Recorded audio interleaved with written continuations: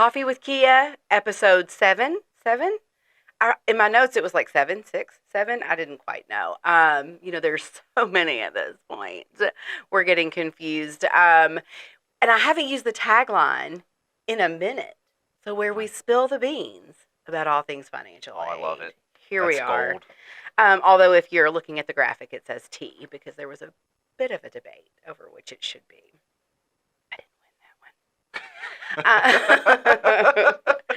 All right, we have an action-packed podcast. Yes. And when I say action, I mean like our jaws are going to be getting a lot of action. We don't actually move at all during this podcast. It's a and very stationary podcast. Very stationary podcast, and we have no guests for you today. You have to listen to us the entire time. So for that, we apologize. We're going to make up for it. But today we're going to talk about the newest, improvedest student loan repayment plan. We are going to talk about a lot of FAFSA updates, kind of where we are, catch up. And then we're going to talk about some fun things happening at KHEAA this spring. So action-packed, all of the exciting information you can barely handle. But first, some coffee talk. And I got to say, we got to show off our new let's things. Give a shout out to Zach. Thank you, Zach. How you gonna like this? If you're listening and not watching, we are holding up the cutest little coffee mugs that say FAFSA, and then they say our name. And our names, we don't have the same name. Plural names, right. 2 different ones. Zach made these for us. Our producer made these for us. I almost cried. I said, can you tell I don't get gifts very often? It makes the coffee taste better, too. It does taste better. Yeah. I think that orange paint is leaking into the coffee, and it's just making it taste really good. Yeah. It's so good. This is my new favorite thing. I'm like, I kind of want to take it home, but I don't want to forget it the next time we film. So I love a good coffee mug. So shout out to Zach. He's our fave. I mean, he ties for favorite. He was in second place. Now they're tied. That's right. Lene may gift my family with a cat, so she'll be right back up in that tie zone. So thank you, Zach. You know that after we record these podcasts, I listen to them over and over until there's a new one that posts. And so as I was listening to the last one, I realized I kept saying public student loan forgiveness. I didn't even notice, did you? I did, over and over. And so that's wrong. It's public service loan forgiveness. And it was driving me nuts every time I said it. I was like, oh, it's not the right word. And then we did a little, there's a little snippet of episode 6. If you haven't listened to episode 6, you got to go back and listen to it. It is gold. But where I talk about how I thought that the song, No Scrubs? No. Bugaboo. Yeah. Bugaboo by Destiny's Child. I thought that she was saying break my knees so I can't move. And she was saying break my lease so I can move. I thought those were the lyrics. So I thought today's coffee talk should be, Keith, what song lyrics have you misheard your entire life? I love this one. So I actually have 2 for you this morning, Cass. One for me and one for my daughter because she's adorable. I love it. Why not? I love it. So for mine, you all know that song, I can see clearly now, Lorraine is gone. I thought my entire life, and I'm embarrassed to say, it wasn't that long ago that I realized I was wrong. I mean, I was working here at KHEAA when I realized. I just thought Lorraine just wasn't the right person for this guy, and it was best that they parted ways. It was a lot of nonverbal communication in his and Lorraine's relationship. All the obstacles in my way. The biggest one being Lorraine and how she's treated him. So that was mine, is that one. And then, that's so good. Yeah. So my daughter, I have a 5-year-old daughter, and I know you and I talk about her a lot, but recently my girls and I have taken up hockey. We've been going to a lot of hockey games lately, and where I live in Cincinnati, they have the Cincinnati Cyclones, which is a minor league hockey team. Well, my 5-year-old daughter, Addie, has the bad combination of mishearing lyrics coupled with her father's confidence in being right. So not only is she incorrect on her lyrics, but she'll argue with you. She'll fight with you over it. Yeah. Yes. So she's got that combo. But anyway, at hockey games, there's this old song called interestingly, the hockey song. Very creative. But And it's they like play it. it's a very old song from like the late 60s, early 70s, but it's played in a lot of hockey arenas during games at some point. Okay. And there's this line in that song that says something about like the crowd roars, Bobby scores at the good old hockey game. Okay. And I'm pretty sure they're probably referring to Bobby Orr, who is like a legendary hockey player back in the day. Okay. Well, we were driving down the road the other day, and Addie was like, "Let's listen to the hockey song." And she's like, and I'm singing it as I'm driving, and she's singing, and she's like, "Dad, it's not Bobby scores, it's the bunny scores." So she has it in her mind. That's probably the only reason why she likes that song, is that she's built up this image in her mind of a bunch of bunny rabbits playing hockey. So I didn't have the heart to really fight with her about it, so I've let it go. And now you sing The bunny scores. score. Yeah, so I've conceded on that.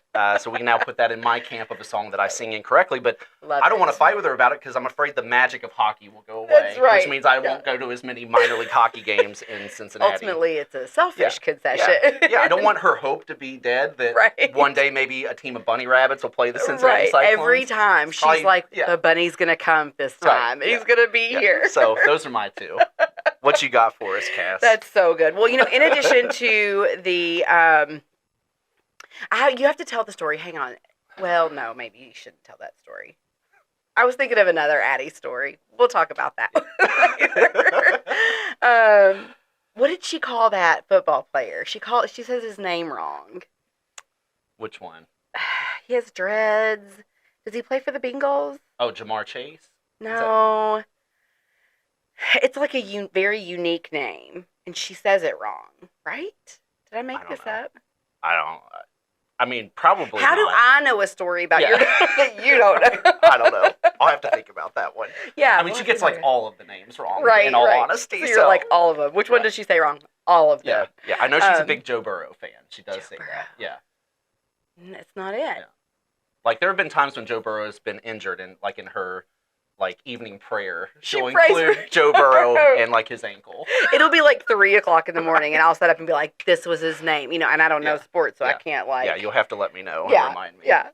Okay, so in addition to my why can I never remember who it is or the name of it? Bugaboo by Destiny's Child. Right. And this was a recent one. So and I don't know, this is not a song I would ever listen to, have on a playlist or listen to it. So it must be in stores or something, it plays and I hear it. And I don't like to sing, but I don't think I could just say it and people will know what it is. So it's the song that goes and I miss you like the desert miss the rain. Yep. Yeah. Look, they're never heard of it. You must know this not one? frequent Kohl's. Zach loves Kohl's. He's offended by that. I'll have to play it for you in a second. But so I had to sit and think about it. You saw it. I had to think about it to see which one is the correct one. Yeah. The lyric is, I miss you like the desert missed the rain. I thought it was, and I miss you like the devil's masquerade. Of course, I miss you like the devil's masquerade. Syllables line up. It's enough syllables. Line up. The devil's masquerade? What is that? Yeah. And so I was singing that one day, and I was dating my husband, so it's been within the last 10 years, and he was like, what are you saying? And I said it, and he was like, those are the lyrics.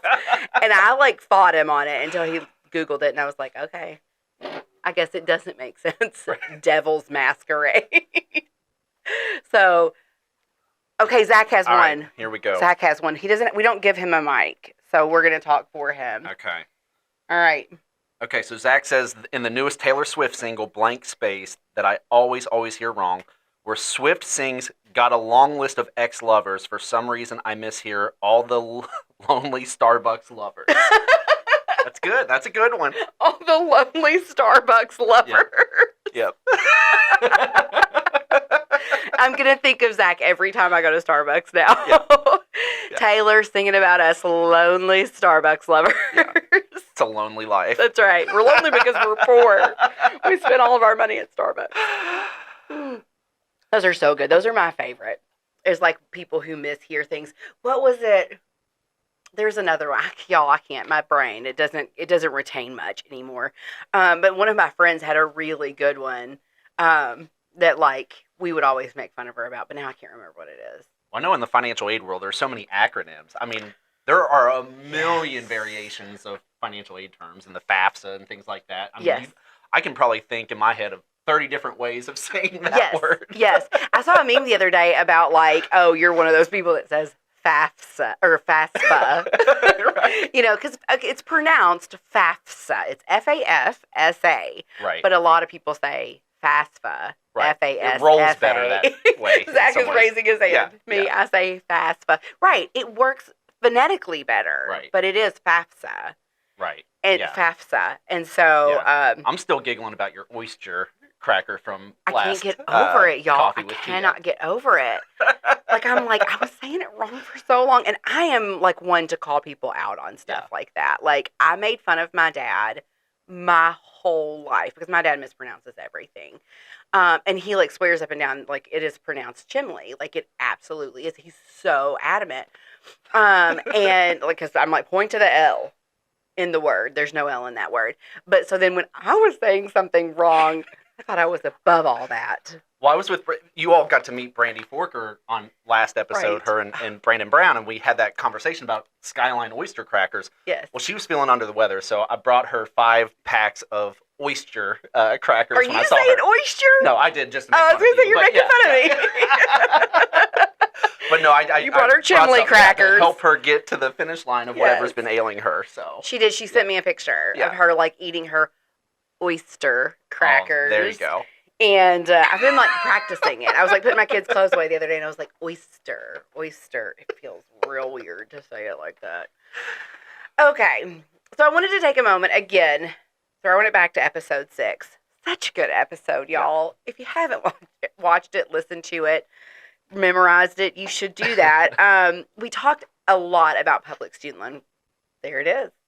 Public service loan forgiveness. And then I also wanted to bring up that you caught on to your...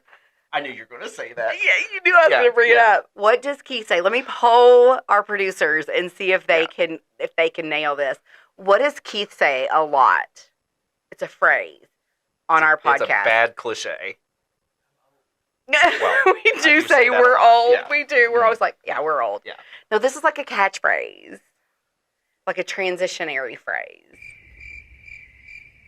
I counted like 13 of them in the last episode. At the end of the day. Yeah. At the end of the day. At the end of the day. Yeah. And so I was thinking, I was like, that's our next podcast is going to be called At the End of the Day. Right. And it's not, I don't think we can brand it with KHEAA because it's going to be a very different podcast. It's going to have a very different tone. And it is going to be us at the end of a long day of work venting about all the things that happened at work that day. And it's going to be called At the End of the Day. I love it. Again, won't be KHEAA associated because we want to keep our job. We will have to, like, very different tone on that one. Very different. We won't be drinking coffee. That's for sure. Okay. We will be drinking soda. That's right. Yeah. Of course. Yeah. Okay. So anyways, we talked about public service loan forgiveness. And so I noticed on my social media pages, my personal ones, a lot of my friends also are getting their loans forgiven. I did get confirmation. I have a 0 balance. My loans have officially been forgiven. So how much? I got mine too. I was going to say, do you know how much you had forgiven? About $40,000. Same. Okay, so you're looking at $80,000 right here that was washed clean. Yeah, it's a huge, huge burden off your shoulders. Yes. And it's a great feeling. You see that 0 balance, and we had a staff meeting a couple weeks back, and we talked about public service loan forgiveness, and we have a couple other staff members who are also at that finish line part, and it's just so exciting when they see that message and they see that $0 balance. Exactly. Yeah, and you feel like you're going to be rich, but then you still wake up the next day and you're poor. So I don't know how that part works, but on Facebook, as people post like, oh, my loans were forgiven or whatever, there seem to be very mixed opinions about public service loan forgiveness. And I think the dissenting opinion is like, well, you should pay your loans. Like, you took out these loans. And I know when all of the loan forgiveness was, like in legislation and being proposed and everything. Lots of people came out like you should pay your own bills, you should pay off your debts, and it's not right for the government to forgive it or to pay it, or that money, where does that money come from? And I don't want to get political by any means, because there is a fiscal impact here. At this point they're saying that Biden has forgiven $138 billion of student loan debt. There's a fiscal impact. Sure. So I'm not going to deny that there's a fiscal impact there. But I want people to understand the climate that we lived through back when we took out our loans. So back, it was a different century back then. Back when I went to college, there was a lot of predatory lending happening. So there was a lot of, it just showed up on your package and you weren't really explained, like, this is what it is. This is how you pay it back. There wasn't a lot of counseling around it. I remember thinking that my school essentially was free because I didn't pay anything out of pocket. But if you go back and look at my award letter, I had loans. I don't think there was significant counseling involved, where at least KHEAA, we counsel our students on the undertaking and the responsibility that comes with student loan debt. So there was that. Then there was a lot of predatory lending.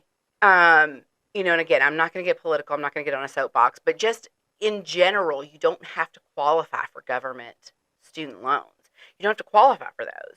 So you could be someone who just doesn't have the means to pay them back, and you're still going to get them, and you're still going to get a significant amount. And then if your family even is in a place where you're not able to take it, your parents aren't able to take out loans for you, okay, we're going to give you even more. We're going to load this kid up with all this loan debt, when they don't even really understand the concept of loans and repayment and your income matching, your education loan debt and all of that stuff. So all of that was happening on the front end when you were being awarded your loans, being given your loans. And then on the back end, we were kind of promised this public service loan forgiveness. Right. And I remember when I signed up for it, I think I worked at KHEAA, but I've been in nonprofit my whole career. And so I had a lot of, and then also I had graduate school debt as well. Sure.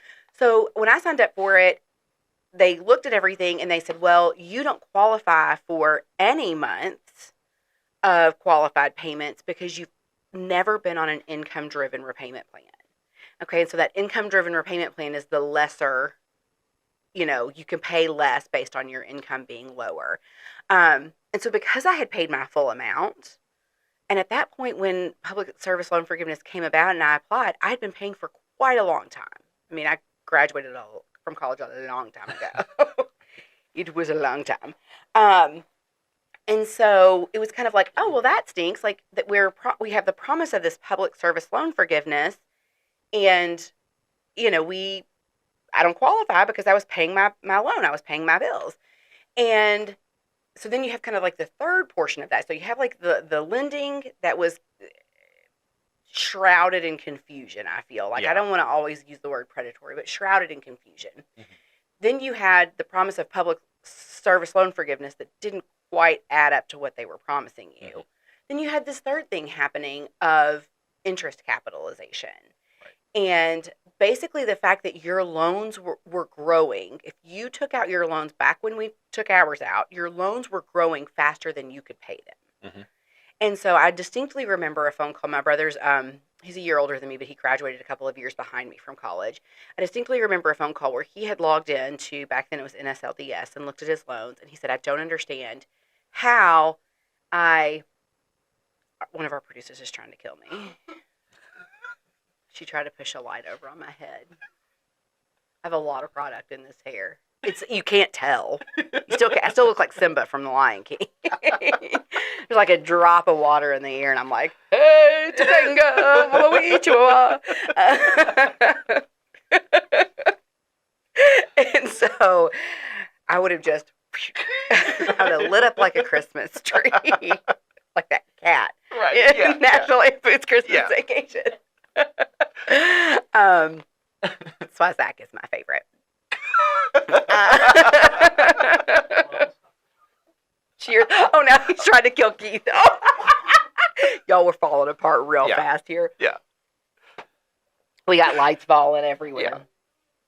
In their defense, we're in a much smaller location It's teeny today. tiny. So our Yeah. studio at the Frankfurt office is this little room, which Yeah. is why I'm always so sweaty. It's so hot in here. But we're in this little room, and then if we have multiple guests or even Yeah. one guest, we can't fit in. We can't, like 4 is the max. This room, like there's a number 4 on the door, like capacity of this room is 4, and any more than that is a fire hazard and probably like a human health issue.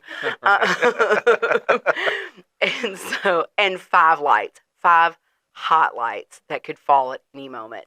Yeah. But we move into an executive office if we have more than one, and it's so nice and like, Spread out. roomy. Yeah. Yep. I can like move my arm and not worry about like Yeah. elbowing Keith in the face. So, what were we talking about? Okay, interest. Yeah. So our interest was growing quicker than we could pay it off. My brother called me. He said, I don't understand. I've been graduated from college for like 9 years. I borrowed $19,000. I've paid exactly what I owe every single month without fail. I just checked, and this was like 9 years into the life of his repayment. He said, I just checked my balance, and it's $21,000. Yeah. And like that was the name of the game back then. Like there was just this like sense of like, It's like 1 step forward, 2 steps back. yes, Yeah. like your student loans are going to outlive you. Right. Like that was like the thing. Oh, well, everyone's going to be paying off student loans until they die. Like no big deal. And that was the culture, you know? And so when you say like, no, we shouldn't do loan forgiveness because people need to be paying their own bills and paying off their own debt, we have. Like we did and we have. But because of the structure of student loans, it was like a never-ending cycle. It was a no-win situation. Like we would still be paying on it, you know? And I remember I was like I went to a private liberal arts college, but then I went into the helping industry. I went into higher education. My student loan payment was $400 a month. You know, back when my rent was $600 a month for a really nice apartment, you know? Yeah. So it was setting these students up to fail. And, you know, we have to go back to also, especially the loans that are given now, are given by the government. They're guaranteed by the government. So when you pay your interest and you pay it back, the government is profiting off of that loan. You know, do we really need and again, I think this is maybe even a little too political, but do we need the United States profiting off the backs of our students? You know? Yeah. And so I'm all for public service loan forgiveness, especially because also we're public servants. Sure. You know, we're working in the nonprofit sector. We're not financial advisors who are making 6 figures. Like we have agreed to take lesser salaries to be in the helping industry, to be not for profit. Yeah, and that's the way I look at PSLF is it's like an arrangement that, you know, if you give back and you serve, you know, the country, state, local government, whatever it is, in return, you get that additional help with your student loans. The same thing as the military. Sure. The same thing as a military education benefit or forgiveness or something like that. It's so it's not just like, you know, wiping it clean. It's an arrangement to, you know, fulfill this need that you know, the government or a nonprofit has, and in return, you know, you get that extra assistance. Absolutely. So. And so I just feel like a lot of times when people are saying those things about like, well, I'm not for loan forgiveness because people need to pay their own debts and, you know, whatever their argument is, I just want to make sure people understand the whole picture here, that there's more to it than just I ran up my credit card and now I want someone else to pay it off. Like, it's definitely not that. Teachers, yes. So Zach is bringing up a good point that teachers qualify for the TSLF, which is the Teacher Student Loan Forgiveness. And that is, you know, they're public servants. Right. They've agreed to work in an industry. They're not getting rich off of their teaching jobs. And so in exchange, they get a portion of their loans forgiven. And I think, you know, I'm all for it. I don't know if that's too political to say, but I'm all for it. Right. And I will say, you know, if you are a teacher listening to this today, remember, you know, you bring up a good point about the TSLF versus PSLF. So these are two different programs. So if you're a teacher, technically you could qualify for either one. So, if you go to studentaid.gov and you look at the differences between the two, it's super important that you do take the time to look through what the differences are. Yes. Because there are some strings attached to the TSLF program that are not necessarily with the with the public service loan forgiveness. So if you're a teacher working for like a public school district or a nonprofit organization, then you may want to still consider the PSLF version, Right. depending on your situation. Right, because there's a cap on the teacher, TSLF. There's a cap on that, right? Yeah, there are, and there are certain eligibility requirements that are not a part of the public service loan forgiveness. So I would recommend anyone who is at that fork in the road, go to studentaid.gov. They have some great information on there to be able to point you in the right direction on what might be the better route to explore. Right. The other thing I think worth mentioning about student loan debt is if you are a borrower of student loans and you're struggling with your payment, take PSLF out the window. Even if you work in the private sector, if you're struggling with maintaining that monthly loan payment, the best thing that you can do is reach out to your loan servicer and just basically get an idea for what those options are. You would be shocked at how many different payment plans are available, how much assistance programs can go in there. I know we talked to our loan department here, with Keyslick and ARC now that basically we're able to do all kinds of different setups where they make a call, and even folks who may be in default with loans, the best thing you can do is open that communication with your loan servicer and just ask about what the options are. Yes. I know I've heard of folks over the years who have been in pretty rough situations with their loans, who may feel like they're out of options or whatever, or they're in default, and they were able to set up different payment plans, sometimes really, really low payment plans, just to get them in good standing and get them back on track to be able to get that debt, eventually wiped clean. Yes, they do work with you. That's, I think that's a common misconception. No one wants to call their creditors back, but when it comes to a student loan, it's very different. There's so many options. And Keith, fantastic segue. Talk to us about the newest loan repayment option, the SAVE plan. Do we know what that stands for? Ooh, I should have probably looked that one up. Yeah. Okay, so our producers are on that. Yeah. So the SAVE plan is the new kid on the block when it comes to paying your loans back. It's pretty exciting. It's very similar to the previous income-based repayment programs. Right. You may have seen that pay as you earn, repay. Yeah, which is the revised pay as you earn. Yes. Setup. But here's the best way I can describe it is that it's that, but they've added some extra layers of protection for borrowers. And looks like we've got breaking news here, folks. This is really exciting stuff. So SAVE stands for the Saving on a Valuable Education Plan. There you go. There you go. Love it. There you go. Thank you, Love Zach. it. Who came up with that one? Yeah. It's fine. Pretty creative stuff. Fine. But anyway, so the biggest thing about it is compared to some of these other income-driven repayment plans that have been around for a while through student aid, is that it protects a higher percentage of your income. So the best way I can describe it in simple terms is that, they are, when they're looking at what your monthly payment would be under the SAVE plan, right, they're only going to look at a sliver of your income. Yeah. And they're calling that discretionary income, correct. Right? And so that is, because one of our counselors asked, what does discretionary income mean? Yeah. It is what you have available to you after your bills are paid, essentially, right? And the way that they calculate that, they look at poverty charts, they look at family size, and it's a certain percentage above that would be considered discretionary income. The way that this SAVE plan works is that a bigger chunk of your income is protected or thrown out of the equation. So that typically for most people will result in lower monthly payments. Yes. The other huge development with this new SAVE plan is that there is a forgiveness element to it as well.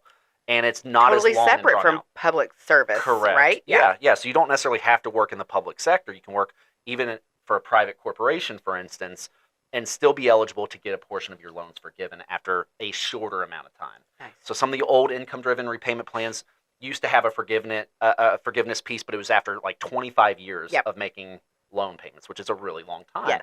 It's going to shorten that window of time before you get a chunk of that potentially forgiven.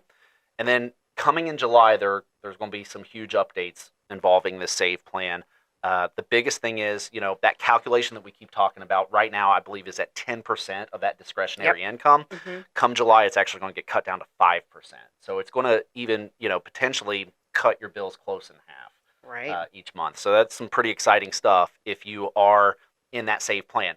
Let's say you are a loan borrower, you're making your loan payments right now, and they're government loans. That is important to remember. Right. SAVE plan is, we're only talking about government loans. If you have something through a bank or any private lender, this is Right. not. And if you have bad. like old loans, Yeah. Cassie style, your PSL, I mean your FELP loans, right? I had them, and then I did a consolidation loan. Right. Okay. So yeah, if you're on those old loans and you have to okay, I need to I want to get in on some of this, you can consolidate under the federal loans, the federal direct. And that would be step one, is you go to studentaid.gov and you can consolidate into what they call a direct loan, and then at that point, that's when you'll have all of these different repayment options to choose from. And I will say studentaid.gov is really good about, on their website, kind of walking you through what that would actually come out to in your personal situation. It looks at like your tax and income information. And it'll be like, okay, under this repayment plan, this is what the estimated monthly payment would be and how long you would pay it. Under this one, it would be that. For a majority of instances, that SAVE plan is going to be probably the cheaper route to go. Yes, definitely. I just actually did this for my brother. I asked him, I said, are you on the SAVE plan? He was like, I think so. And I was like, well, let me just I hope the federal government isn't listening to this podcast. Well, let me just log into your accounts and see what we got going on. And he had consolidated. And so he was under the direct loans. He had done a few steps of public service loan forgiveness, but not all of them. And then I actually got him on the SAVE plan. His payment went down $100 a month on the SAVE plan. And then, like you said, again, in July, it's going to go down even lower than that. Yeah. So again, check out studentaid.gov. They have a lot of information about this new SAVE plan and how it compares to maybe what you're currently in. But that would be the first step, is go to studentaid.gov. If you're not sure who your loan servicer is, you'll be able to get all of that information that you need on that website, and it'll walk you through it. I will say, I feel like studentaid.gov in this regard, we talk a lot about the FAFSA issues, but I will say this, when it comes to the loan stuff and the PSLF, it's light years ahead of what it was 5 to 10 years ago. Absolutely. It really does it's walk light you years through ahead of where it was in October, even, I feel like. I mean, it's just that PSLF help tool. Yeah.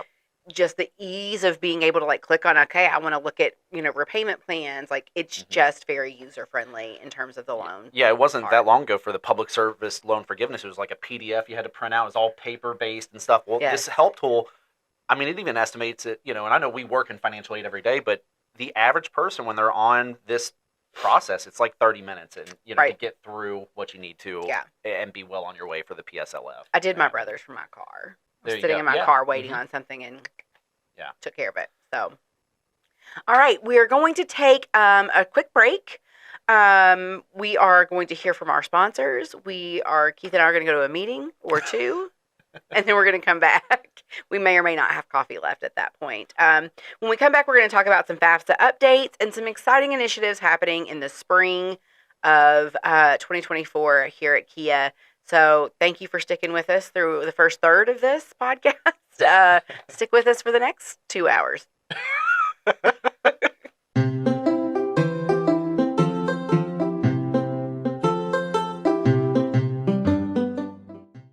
Do you need help paying for college? Your first step is completing a FAFSA, free application for federal student aid. The 24-25 FAFSA will be available in late December 2023 and is more user-friendly. More students will be eligible for aid than ever before. KHEAA counselors and others are ready to help you. You're not in this alone. For more information, use the QR code or text money to 800-928-8926. Or you can visit gearupky.org/money.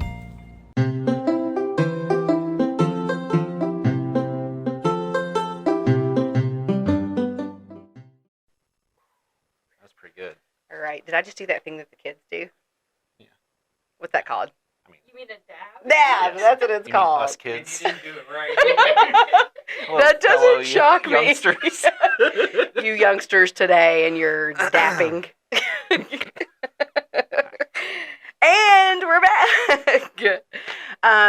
Thank you to our sponsors, KHEAA and KHEAA. Yep. We are back with some FAFSA updates. You know you missed them. You know you want more. You know it's never going to stop changing. Yep. All right, Keith. We're in a good place with the number of FAFSAs that have been filed. Word on the street is over 5 million. It's a good chunk of FAFSAs from That's right. basically the end of December through end of February. End of February. Yeah. Tell me, Solid. of those 5 million, how many have been processed? A big fat 0. 0. Well, I take that back. At least they are starting to do some testing of it, but it's not last week. But it's they're not like processing real FAFSAs. Right, exactly. They're yeah, test yeah. So we're FAFSAs. getting very, very close. Yes. Yeah. We do have. They have released 100 test ISIRs Right. into. So for those of you who don't come from the financial aid office world, we can tell you nothing because only financial aid officers should know that information. If you don't come from the financial aid officer world, there is like an inbox. Right. Okay, and it's called the Student Aid Internet Gateway. Mm-hmm. Internet Gateway, the SAIG for short. And that's where FSA delivers ISIRs to institutions, to colleges. And it's important to note like what an ISIR means. Yeah. So it's essentially you fill out your FAFSA on the front end, and when you hit that submit button, right now everyone's is in this weird like limbo in review stage or processing Right. stage. Eventually, when they release these, from the college's standpoint, that transaction that they get from your FAFSA is what they call an ISIR. But that's what they see, but it's essentially all of your information from a FAFSA. So in layman's terms, it just means your FAFSA gets to where it needs to go. Right. We see a FAFSA on the user end. Yeah. Institutions see an ISIR on their end. Correct, Same yeah. information, just called 2 different things. Mhm. I just had it. What it meant. Institutional Student Information Record. Impressive. Bring, the more you know. So yes. So 100 test ISIRs went into the institution's student aid internet gateway Mm-hmm. to ensure that all systems are set up correctly. And what I was hearing even on, I don't remember what it was. I was on some call or webinar or podcast or forum or something. And there are even like a percentage of colleges in the United States that don't even have their internet gateway set up. And so like they're trying to work out all, because this is new. This SAIG is a new way to receive ISIRs. It was always like an inbox before, but it's a different inbox now. And so all of these hurdles on the college end to clean up before actual ISIRs get dropped, potentially mid-March. Okay, so we're filming today on March 7th. Yeah.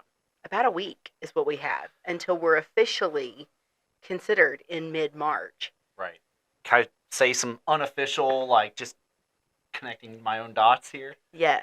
Okay, so today's Thursday. You might need to mute his What'd you say it was? mic. Yeah, today's March 7th, 7th. right? Mm-hmm. Well, they sent out that notification, Federal Student Aid did, that says on March 8th, they're going to be down for, like, basically scheduled site maintenance for, like, from, like, 3 a.m. till noon tomorrow, meaning on March 8th. You're Friday, getting ready March to blow 8th. our minds. I'm just wondering, could they potentially be doing something for that site maintenance that we, I don't know, have been waiting for a couple months? Wow, Keith. I don't know.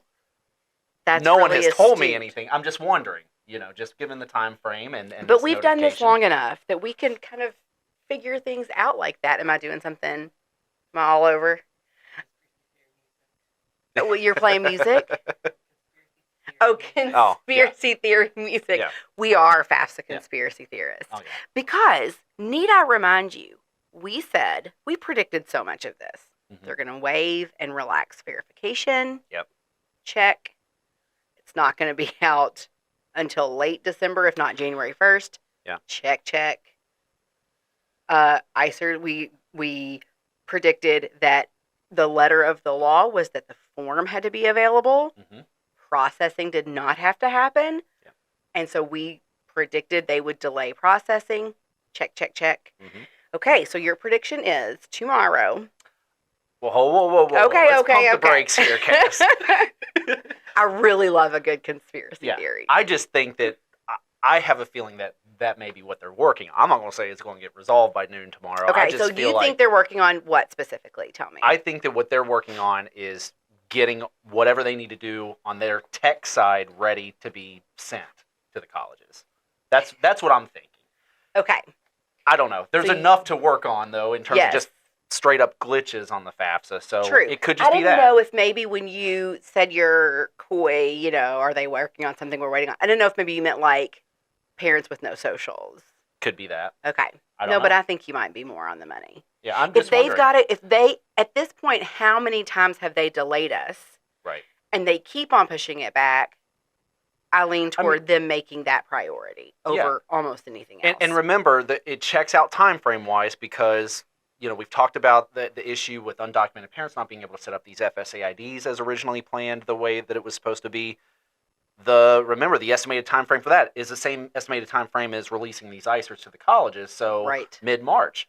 I don't know. It checks out to me, but right. And also, students should be able to fix errors and make updates come mid-March. Yeah. They may have to pull the form down to make that a possibility. All I'm saying is, at the end of the day, Cass, I feel like... the end of the day. Yeah. I mean, that's pretty impressive. We got all the way to this part. I know, right? How many minutes in? Yeah. So I just feel like usually when it's down for like site maintenance, it's like a couple hours. Yeah. It's a big chunk of time nice from 3 a.m. time. till noon, the next day. That's a good chunk of time for them to be tinkering with things. Yeah. So, I don't know. I think you're onto something. Okay, so my next question, did Jeffrey Epstein kill himself? No, I'm joking. Don't answer that. We need to live. We have children. And we know that all the big dogs in the world listen to Coffee with KHEAA. So don't answer that. No, I like it. I think you're onto something. So one thing we do know, they have provided clarification. ISIRs will roll out first in, first out on kind of a batch basis. Yeah. So the first ISIRs that a college or university is going to see are going to be the ones submitted December, January. Right. Then the other thing they've told us is there is a rolling process to get them out. Mm-hmm. Paper FAFSAs will be processed after all online ISIRs. So what that means is if Keith Ritchie filed his FAFSA December 30th via a paper FAFSA, I don't even know if paper FAFSAs existed on December 30th, but hypothetically, do you know what that means? Means didn't really happen. I just watched that episode of The Office. Nice. Yeah. Last night. So if you filed your paper FAFSA December 30th when it opened, and you dated it December 30th, and you mailed it in, and I filed mine online December 30th, mine will be processed mid-March. Mm-hmm. Yours, well, I even read question mark. Even beyond that, take that same example. You file a paper FAFSA on December 30th, and someone else files it on February 1st. I could see that potentially going through quicker than the paper route. So wait a second, back up, reverse it. I'm just saying, like, I don't get it. So in general, we've been hesitant to tell folks to go the paper route, right? Since the start of this. I just wonder if like when they say that they're going to process the electronic version of the FAFSA before paper. Right. What I'm curious is, that makes sense if they both did it on December 30th. What I'm asking, if paper was filed on December 30th, online version was January 15th. Two different people. Yes. Are we going with the electronic version on January 15th before the December 30th paper FAFSA? Yes, absolutely. They're processing so all basically, of them. it didn't really, if you went the paper route because of having tech glitches, it doesn't really save you a whole lot of time. As frustrating as the online form is, it still seems like it's better to wait it out, to keep trying to call federal student aid, to keep getting what you can to make that progress toward the finish line of the electronic version of the FAFSA. Absolutely. They even said, they went so far as to say, if I filed January 15th via paper, and then today I said, I'm sick of waiting, and I filed electronically today, same person. Yeah. And I can do that because the paper copy, there's really no record of that at this point. My electronic version will be processed first and given priority over that paper I filed 2 months ago. Yeah. Interesting. So, do with that what you will. But I definitely recommend if you're able to file electronically and you haven't, do that. And that's been our advice from day all one. along. if you are able to do the online, and there are going to be some situations where that's just not Just going to can't. work Mhm. out, and you're going to have to go the paper route, and I get that, and I'm thankful that we have that as a fallback, Right. but it still seems, if you're on that fence, like I'm really getting frustrated with how long this is taking on the online stuff, or something's just not working, it just seems like in the long run it'll be a quicker route to get where you need to go by staying the course on the Right. online version. Right. So. And I did just want to, I feel like we have addressed this before, but I do think this should be something we scream from the rooftops and we spread far and wide. If you see in review on your electronic FAFSA, you're in a good place. Yeah. So another update from federal student aid that came out recently in the last few days.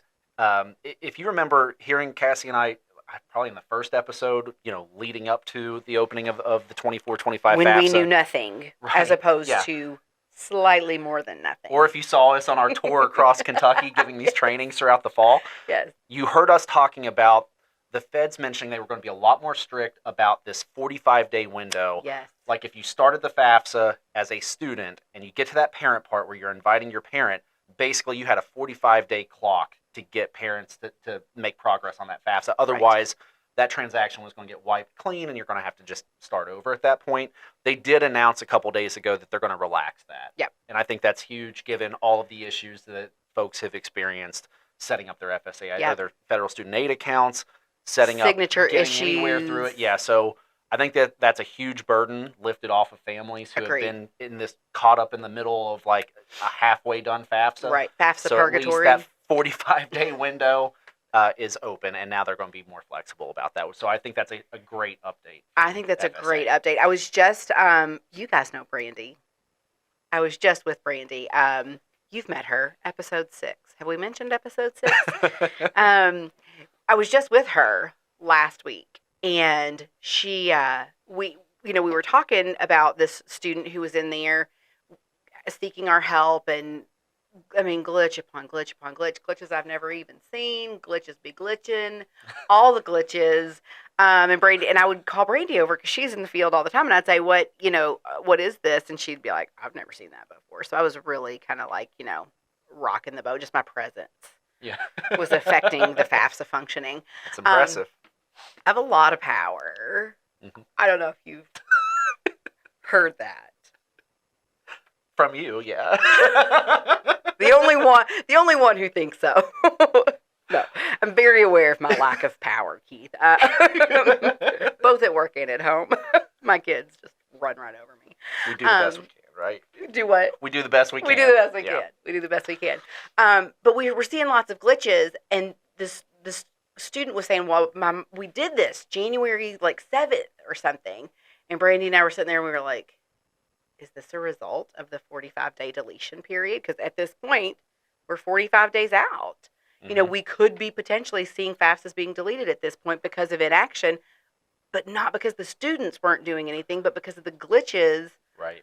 and the delays in processing. And so to hear, we don't have to worry about that. They're Yeah. going to remove that stressor from us, from the families, from the students, from the college access professionals. Amazing Yeah. news. Could you imagine how frustrating that would be if you've been fighting through this, you get to that 45-day mark, and then it's like, It's sorry, gone. folks, we got to start over, It'd be horrible. It would be horrible. Yeah. It So would be horrible. I was very happy to see that update this week. I agree. So on Tuesday, so currently we're filming this Thursday, March 7th. On Tuesday, the Department of Ed came out with some news where they said, okay, this was all new with the 24-25 FAFSA. You no longer have an EFC, you have an SAI student aid index. The floor is no longer 0. The floor is negative 1,500. So this is the lowest it can go on the SAI scale. However, the Department of Ed came out Tuesday and said, we've removed the negative 1,500 floor. So now it can go even lower. Your SAI can go even lower than negative 1,500. Now, moment of truth, we didn't even know what to do with a negative 1,500 SAI. I mean, we knew it, in our brains, it made sense to treat it the same way we treat a 0 EFC. That's the floor. That's the lowest it can possibly go. So they removed that floor and said now it can be as negative as you want it to be. It can go even lower than negative 1,500. Doing that resulted in with a floor of negative 1,500 SAI, the projection was 5.2 million students eligible for a full Pell, or for Pell Grant in general. I don't know if full Pell, but eligible for Pell. When they removed that floor, that number rose to 7.3 million. So an extra 2 million people now additionally eligible for Pell who wouldn't have been on the negative 1,500 scale. And just like that, a continuing resolution was filed the next day, I believe, to replace the negative $1,500 or negative $1,500, no, negative 1,500 SAI floor. So this continuing resolution hasn't passed. We don't know anything about its movement at this point, but it has been filed to replace that negative 1,500 floor for the 24-25 FAFSA, and for the 25-26 FAFSA next year, put it back to zero. So with the new calculations, I mean, it's going to restrict eligibility for these that we've just increased it for. And then I feel like next year, even more so restricted. I would think so. And it did seem like just some of the articles about it made a lot of reference to budgetary restrictions with expanded Pell Grant eligibility and things because like we're at this point we will have a Pell shortfall based on the current no SAI floor. Right. And this is the first time in a long time that we've had a Pell shortfall. And to give you a little bit of background on Pell, it's what we call an entitlement fund. Anyone that's eligible for it gets it. There's no, like, if we run out of money. You don't run out of Pell because it's an entitlement fund. It's like the direct opposite of how we handle state aid here in Kentucky, where it's like first come, first serve, and then when we're out until the next year. Pell Grant's always been replenished. That bucket is never ending, theoretically. Right. And so this change caused a shortfall, and I think we already were kind of in a shortfall. And then they put us into even more, and so then here came this continuing resolution. What it means to you, listener, all 32 of you, is there could be more delays. Yeah. That's what it means. Because if we're 1 week out from telling everybody, here's your processed FAFSA, here's your SAI. If we don't know today, is the floor a negative 1,500? Is the floor infinite? Or is the floor going to change one way or another? How can you determine eligibility if you don't even know what the lowest SAI possible is?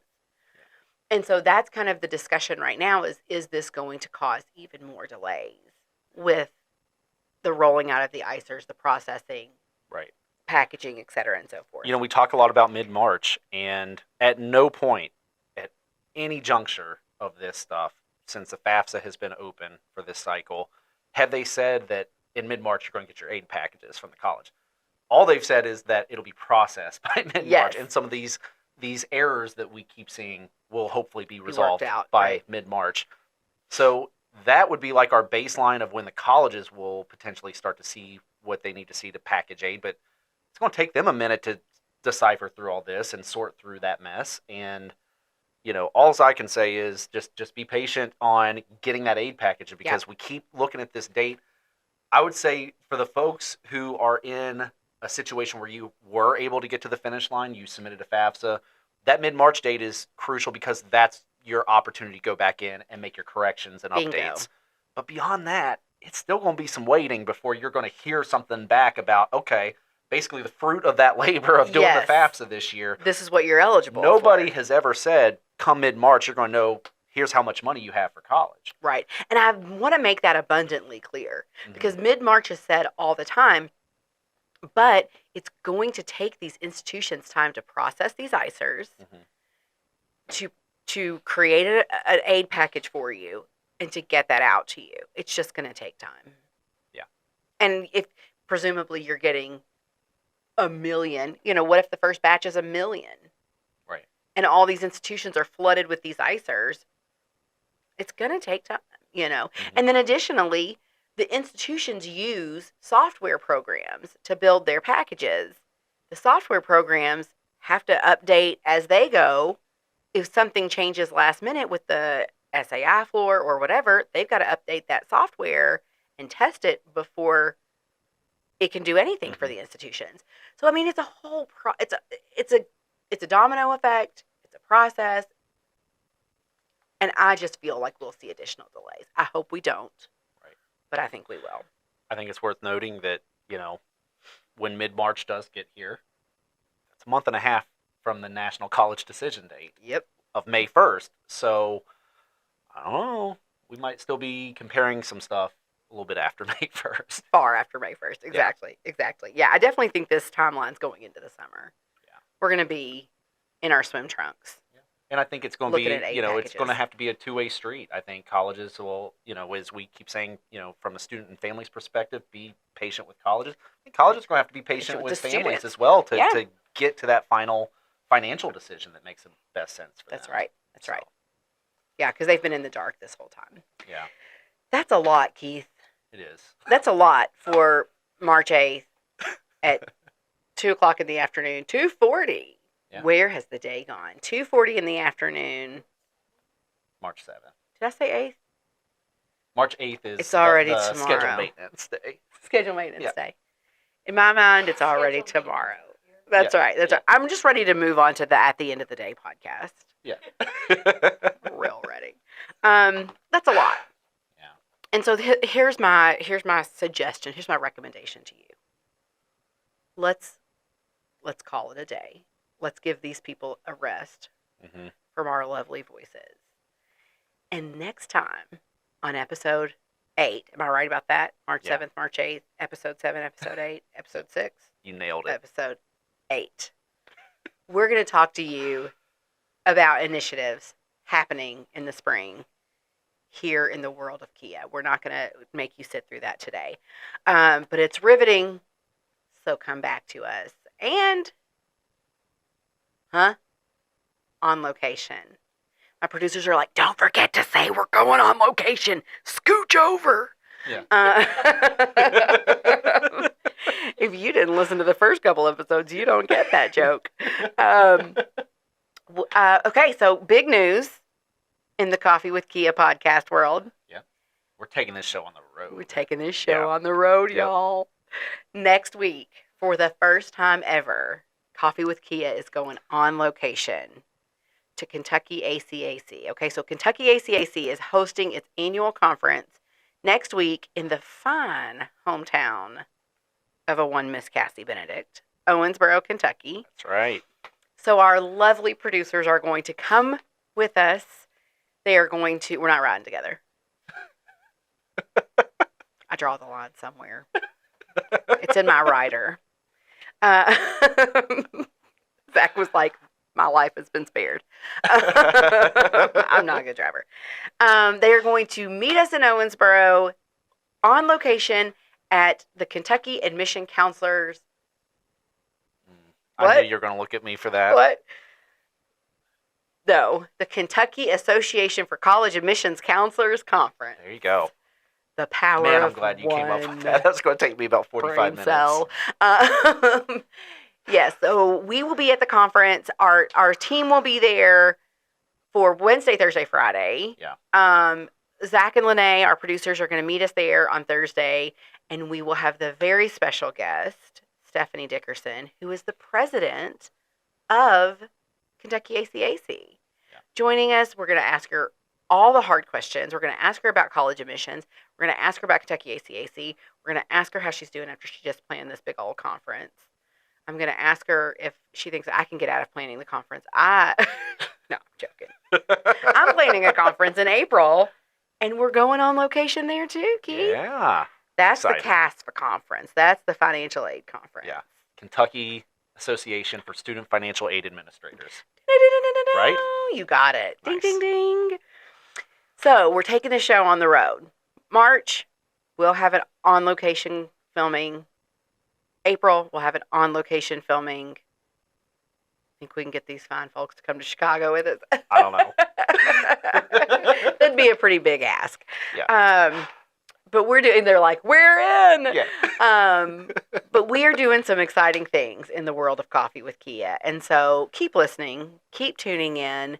We want to tell you all about these initiatives. we've just had a very long day. And so we're gonna close up today, inviting you to come on the road with us at Kentucky ACAC, where the coffee is flowing and the admission staff is abundant. I got nothing. I don't know where I was That's going as good with as I that. can come up with. Yep. No, I don't Yeah. know.